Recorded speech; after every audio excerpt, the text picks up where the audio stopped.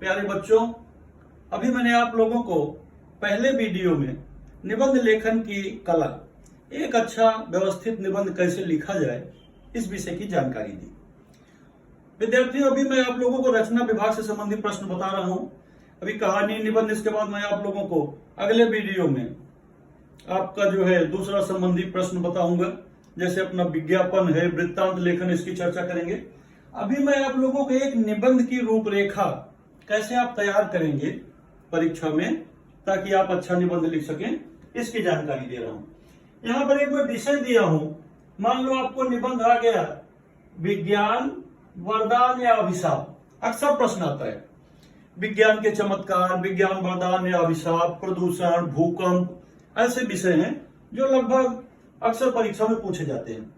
तो इससे संबंधी मैंने यहाँ पर जो प्रश्न आपको दिया है, विज्ञान, वरदान या अभिशाप। मान लो यह प्रश्न आपको लिखने के लिए परीक्षा में आ गया, तो आप कैसे इसको प्रस्तुत करेंगे, कैसे इसका प्रस्तुतिकरण करेंगे, अपनी आंसर शीट में, अपनी कॉपी में कैसे लिखेंगे जिससे आपको अच्छा अंक मिले। तो इसकी मैं एक रूपरेखा आप लोगों को दे रहा हूं और इस रूपरेखा की संक्षिप्त चर्चा कर रहा हूं। आप लोग ध्यान से सुनिए और फिर अपने निबंध को पूरा करना घर में, और अगला निबंध भी इस तरह से आप लोग लिखिए। यहाँ पर एक रूपरेखा दिया। पहले पिछले वीडियो मैंने बताया कि जो भी निबंध लिखिए पहले उसकी आप एक रूपरेखा अपने मन में खींच लीजिए, उसका खाका, उसका आप एक कहते हैं ना रफ स्केच बना लीजिए कि इन मुद्दों की हमें चर्चा करनी है। तो अब यहाँ पर जैसे मैंने निबंध के 3 भाग पिछले वीडियो में बताया तुम लोगों को, परिचय, मध्य और उपसंहार। तो इन 3 भागों में आप इसका विभाजन करेंगे। पहला प्रस्तावना। प्रस्तावना को हम परिचय, भूमिका आदि बातें कहते हैं। तो प्रस्तावना में जो बातें लिखनी है, जैसे विज्ञान, वरदान या अभिशाप, तो क्या लिखेंगे? विज्ञान से संबंधी बातें, विज्ञान के क्या चमत्कार है, क्या कर्तव्य दिखा रहा है विज्ञान, विज्ञान का प्रारंभिक दौर कैसा था।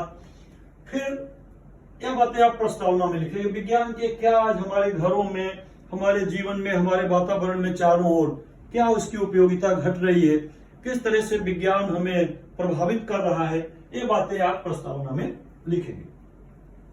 इसके बाद इसका मध्य भाग जो है, जिसे आप मध्य भाग हम कह रहे हैं, या आप इसको और कोई दूसरा भी नाम कह सकते हो, इसका जो मुख्य कलेवर है इसी के अंतर्गत आता है। अब जैसे मान लो हम विज्ञान के बारे में बता रहे हैं, तो यह जो मध्य भाग है पूरा निबंध का स्रोत यही है। इसी खंड को आपको 3-4 परिच्छेदों में लिखना है। आप इसी के अंतर्गत भाषा की शुद्धता, मुहावरे, कहावतें, अच्छे अच्छे चमत्कारिक शब्द, लेखकों, कवियों की पंक्तियां, उद्धरण इसके अंतर्गत आप देंगे। तो जैसे हमारा विज्ञान का प्रश्न है, वरदान अभिशाप है, तो विविध क्षेत्रों में इसका क्या प्रभाव है। विज्ञान का प्रभाव हमारे जीवन में विविध क्षेत्रों में पड़ रहा है। सोते जगते, सुबह से शाम तक, उठते बैठते, घर बाहर, हर जगह आप इससे प्रभावित हो रहे हो। हमें यहां से कुछ मुद्दे चुने हैं, किन किन क्षेत्रों में इसका प्रभाव दिखाई पड़ रहा है। ऐसे तो हमारे संपूर्ण जीवन पर इसका प्रभाव दिख रहा है। आप देख रहे हो कि अब आज हमारे देश में और दुनिया भर में कोरोना की महामारी फैल गई है, तो वैज्ञानिक लोग और इसके आविष्कार में लग गए हैं, किस तरह से इसकी औषधि खोजी जाए। सबका ध्यान उस ओर है, इसके लाभ, जल्दी फायदे मिले। अब प्रश्न यह है कि जिन चीजों से हमें लाभ मिलता है उनसे हानि भी मिलती है। लाभ के साथ साथ हानि के लिए भी तैयार रहना चाहिए। अब जो हानि हुई, जिससे दुनिया आज परेशान है, भी विज्ञान की ही देन है। चीन के किसी लैब में यह वायरस तैयार किया गया, यह भी विज्ञान की देन है, और वहां से धीरे धीरे विस्फोटक रूप ले चुका है। तो लाभ हानि हो गया। यहाँ पर विविध क्षेत्रों में इसके जो प्रभाव पड़ रहे हैं, हमने कुछ क्षेत्रों की चर्चा की। यहाँ देखें, मनोरंजन के क्षेत्र में पहले लोगों के पास मनोरंजन के साधन नहीं थे। खेल कूद में जाते थे, बाहर मैदान में कुछ छोटे मोटे खेल खेलते थे, घर आते थे, यही उनके साधन थे। आज प्रत्येक घरों में तरह तरह के मनोरंजन के साधन विज्ञान की देन है। टीवी, रेडियो, संगणक, मोबाइल। आज तो आदमी को एक दूसरे से बात करने की छुट्टी नहीं। घर में ही 2-3 लोग, 4 लोग हैं, तो एक एक कोने में बैठे हुए, कोई किसी से बात ही नहीं कर रहा है। लड़का है, पत्नी है, भाई बहन है, उनको कई बार बुलाना पड़ता है किसी जरूरी काम के लिए, खाने पीने, तो वो बोलते हैं। ये किसकी देन है? ये विज्ञान की देन है। मोबाइल ने इस तरह सबके ऊपर प्रभाव डाल दिया। एक मनोरंजन का साधन है, तो इस तरह मनोरंजन के विविध साधन आ गए, टेलीविजन आ गया, बड़े बड़े अब थिएटर में लोग जाने लगे, पहले फिर घर में बैठ करके रेडियो का आविष्कार हुआ। एक एक आविष्कार बढ़ते जा रहे हैं कि आपको अपनी जगह से हिलने की जरूरत ही नहीं है, वहीं बैठे बैठे दिन बिता दो मनोरंजन में। चिकित्सा के क्षेत्र में बड़ी क्रांति आई। पहले हमारे देश में सिर्फ आयुर्वेदिक चिकित्सा थी, वैद्य लोग नाड़ी छूते थे और उससे कुछ रोगों का पता लगा लेते थे, कुछ दवाएं होती थी नहीं होती थी, ऑपरेशन वगैरह शल्य क्रिया नहीं होती थी। आज एक एक अंग के अलग अलग डॉक्टर हैं, कुछ हो जाता है आंख के, कान के, दांत के, पेट के, नाक के, बाल के, टांग के, दांत के, हर अंग के अलग अलग डॉक्टर हैं। इस तरह चिकित्सा के क्षेत्र में विज्ञान ने बड़ी भारी चमत्कारी परिवर्तन किया, कदम बढ़ाए। यातायात के क्षेत्र में, यातायात हमारे आवागमन के साधन, आवागमन के साधन पहले बहुत सीमित थे। पैदल लोग चलते थे, साइकिलों से चलते थे, बैलगाड़ी से चलते थे, तांगा वगैरह थे। दिन भर में 10-20 किलोमीटर की यात्रा करते थे। आज विज्ञान ने यातायात के साधनों को इतना विकसित कर दिया कि एक देश से दूसरे देश में लोग चले जाते हैं, लौट आते हैं, घंटे 2 घंटे के अंतर्गत पूरे देश की यात्राएं कर लेते हैं। यातायात के क्षेत्र में इस तरह विज्ञान ने परिवर्तन किया, क्रांति पैदा की। कृषि के क्षेत्र में ऐसा क्रांति हुई। पहले हल बैलों से खेती होती थी। गांव में बूढ़े लोगों को पता है, बच्चों को पता नहीं होगा आप लोगों को, मगर आपके माता पिता, दादा दादी को पता है पहले कैसे खेती बाड़ी का काम होता था। बैलों से दिन भर में थोड़ी सी खेती की जुताई हो पाती थी। आज ट्रैक्टर आ गए, बड़ी बड़ी मशीनें आ गई, जिसके कारण कृषि के क्षेत्र में बहुत बड़ा क्रांतिकारी कदम हुआ।